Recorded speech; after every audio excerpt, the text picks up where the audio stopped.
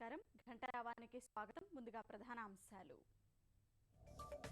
రద్దయిన నోట్లతో చెల్లింపుల గడువు నేటితో పూర్తి. రేపటి నుంచి బ్యాంకుల్లోనే మార్పిడి.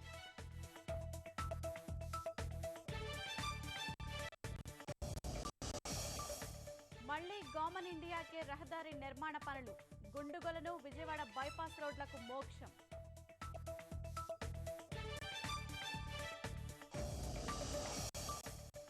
ప్రాజెక్టుకు 16,000 కోట్ల రుణం. జలవనరుల శాఖ దస్త్రానికి కేంద్ర ఆర్థిక శాఖ ఆమోదం.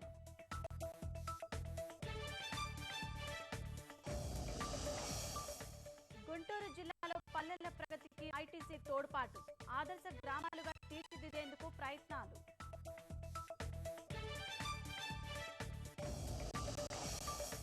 అనంతపురంలో మంత్రి నారాయణ విస్తృత పర్యటన. మురుగు తాగునీటి సమస్యలపై ప్రజల ఫిర్యాదులు.